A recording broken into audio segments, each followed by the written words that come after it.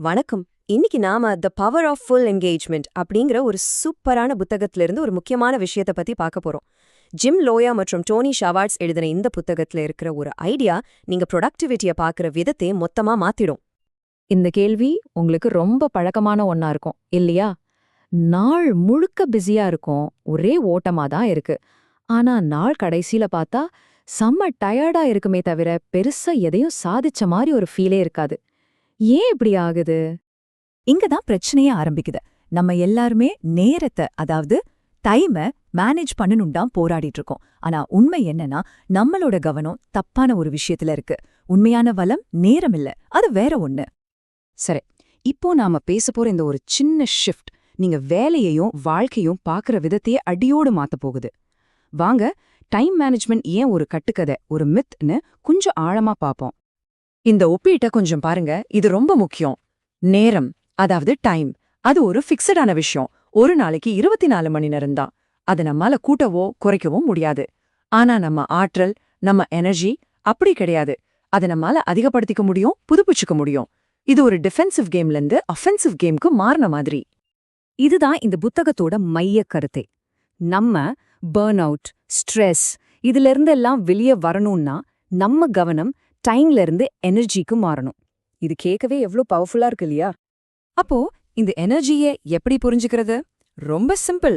நம்ம எல்லாருக்குள்ளேயும் 4 தனித்தனி பேட்டரி இருக்குன்னு கற்பனை பண்ணிக்கோங்க. நாம பீக் பெர்ஃபார்மன்ஸ்ல இருக்கணும்னா இந்த 4 பேட்டரியையுமே சார்ஜ்ல வச்சுக்கணும். வாங்க, அது என்னென்னு ஒன்னொன்னா பார்க்கலாம். முதல் பேட்டரி பிசிக்கல் எனர்ஜி. இதுதான் பேஸ். நல்லா தூங்கி எழுந்தா எவ்ளோ ஃப்ரெஷ்ஷா இருக்கு. அதே நைட்டு முழுக்க தூங்காம இருந்தா எவ்ளோ டயர்டா இருக்கு. அந்த வித்தியாசம்தான் இது. நம்ம உடம்போட ஃபியூவல் இதுதான். மத்த எல்லா எனர்ஜிக்கும் இதுதான் அடித்தளம். ரெண்டாவது எமோஷனல் எனர்ஜி. இது நம்ம ஆற்றலோட குவாலிட்டியை தீர்மானிக்குது. யோசிச்சு பாருங்க, ஒரு வேலையை நம்ம ரொம்ப ஆர்வமா பாசிட்டிவா செஞ்சா நல்லா செய்வோம். அதே வேலையை எரிச்சலோடையோ பயத்தோடையோ செஞ்சா நம்ம எனர்ஜி சீக்கிரமே காலியாயிடும். ஸோ பாசிட்டிவ் எமோஷன்ஸ் தான் பெர்ஃபார்மன்ஸ்க்கான உண்மையான எரிபொருள். மூணாவது மென்டல் எனர்ஜி. இது நம்ம ஃபோக்கஸ் பத்தினது. ஒரே நேரத்துல 10 வேலை செய்யறதுக்கும் ஒரு வேலையில முழு கவனத்தையும் செலுத்தி ஆழமா வேலை செய்யறதுக்கும் பெரிய வித்தியாசம் இருக்கு இல்லையா? அந்த டீப் ஒர்க், அந்த கிரியேட்டிவிட்டிக்கு இந்த மென்டல் எனர்ஜி ரொம்ப ரொம்ப அவசியம். கடைசியா 4வது பேட்டரி ஸ்பிரிச்சுவல் எனர்ஜி.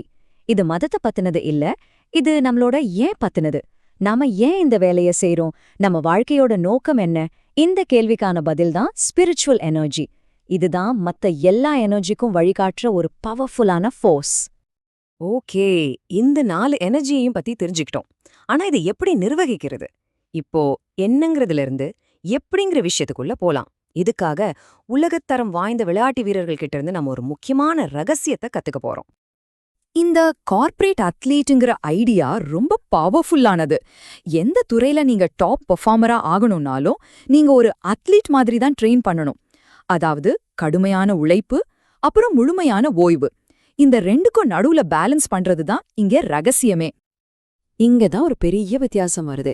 நம்மள் பலர் ஒரு மாரத்தான் ரன்னர் மாதிரி நாள் முழுக்க இடைவிடாம ஓடிட்டு இருக்க முயற்சி பண்றோம். முடிவுல எனர்ஜி மொத்தம் காலியாகி பர்ன் அவுட் ஆயிடுறோம். ஆனா ஒரு ஸ்பிரிண்டர் மாதிரி கொஞ்ச நேரம் தீவிரமா வேலை செஞ்சுட்டு அப்புறம் நல்லா ரெஸ்ட் எடுத்தா நம்மளோட எனர்ஜி கெப்பாசிட்டி நாளுக்கு நாள் அதிகமாகும். இது நடைமுறையில எப்படி பண்றதுன்னா, ஒரு 90 நிமிஷம் வேற எந்த டிஸ்ட்ராக்ஷனும் இல்லாம முழு கவனத்தோட ஒரு வேலையை செய்யுங்க. அதுக்கப்புறம் கண்டிப்பா ஒரு 15 நிமிஷம் அந்த வேலையிலேருந்து முழுசா வெளியே வந்து ரெஸ்ட் எடுங்க. ஒரு சின்ன வாக் போலாம், பாட்டு கேட்கலாம், இல்ல சும்மா கூட இருக்கலாம். இந்த ரெஸ்ட் சோம்பேறித்தனம் கிடையாது, இது உங்க வளர்ச்சிக்கு ரொம்ப ரொம்ப முக்கியம். சரி, இப்ப 2வது முக்கியமான உத்திக்கு வருவோம். நம்மளோட பெஸ்ட் வெர்ஷனை ஆட்டோமேட்டிக்கா, அதாவது தானியக்கமா மாத்துறது எப்படி? அதுக்கு நாம சடங்குகள், அதாவது ரிச்சுவல்ஸோட சக்தியை பயன்படுத்த போறோம். நம்ம மன உறுதி, அதாவது வில் பவர், ஒரு மொபைல் பேட்டரி மாதிரி தான். பயன்படுத்த குறைஞ்சுகிட்டே போகும், கடைசியில தீர்ந்துடும். ஆனா ரிச்சுவல்ஸ், அதாவது பழக்க வழக்கங்கள் அப்படி இல்ல. அதுங்க ஆட்டோமேட்டிக். நம்ம நல்ல பழக்கங்களை ஆட்டோ பைலட் மோட்ல போட்டு நம்ம மென்டல் எனர்ஜியை சேமிக்க உதவுது. இதோ பாருங்க, ஒரு சிம்பிளான ஆனா செம்ம பவர்ஃபுல்லான உதாரணம். தினமும் காலையில ஒரு 5 நிமிஷம் உங்க வாழ்க்கையோட மதிப்புகள் என்னன்னு யோசிங்க. இன்னைக்கு செய்ய வேண்டிய முக்கியமான ஒரே ஒரு வேலையை முடிவு பண்ணுங்க. அதை நீங்க வெற்றிகரமா முடிக்கிற மாதிரி கற்பனை பண்ணுங்க. இந்த சின்ன ரிச்சுவல் உங்க 4 எனர்ஜியும் ஒரே நேர்கோட்ல கொண்டு வந்து 4 சூப்பரா தொடங்க வைக்கும். இதுதான் ரிச்சுவல்ஸோட உண்மையான பவர். சில நாள் நமக்கு வேலையே செய்ய பிடிக்காது, ரொம்ப சோம்பேறித்தனமா இருக்கும் இல்லையா? அந்த மாதிரி நாட்கள்ல கூட இந்த ரிச்சுவல்ஸ் நம்மள சரியா செயல்பட வைக்கும். ஏன்னா இது வில் பவரை நம்பி இல்ல, இது நம்மளோட ஆட்டோமேட்டிக் பிஹேவியர். இது கொஞ்சம் ஆழமான கேள்விதான் இல்லையா? இந்த புத்தகம் நம்ம கத்துக்கிட்ட எல்லா விஷயத்தையும் நம்மளோட ஸ்பிரிச்சுவல் எனர்ஜியோட, அதாவது நம்ம வாழ்க்கையோட நோக்கத்தோட இணைக்குது. நாம யாரு, நம்ம வாழ்க்கையோட அர்த்தம் என்னன்னு இந்த கேள்வி நம்மள யோசிக்க வைக்குது. இந்த விளக்கத்தோட இறுதியில உங்ககிட்ட நான் இந்த ஒரு கேள்வியை விட்டுட்டு போறேன். அந்த ஒரு வாக்கியத்தை உண்மையாக்க இன்னைக்கு நீங்க கத்துக்கிட்டதுல இருந்து எந்த ஒரு சின்ன சடங்க உங்க வாழ்க்கையில சேர்க்க போறீங்க? அது 90 நிமிஷம் வேலைக்கு அப்புறம் ஒரு சின்ன பிரேக்கா இருக்கலாம், இல்ல காலையில ஒரு 5 நிமிஷம் உங்க நோக்கத்தை பத்தி யோசிக்கிறதா இருக்கலாம். அந்த ஒரு சின்ன பழக்கம் உங்க பெரிய நோக்கத்தை நோக்கி உங்களை நகர்த்தும். யோசிச்சு பாருங்க.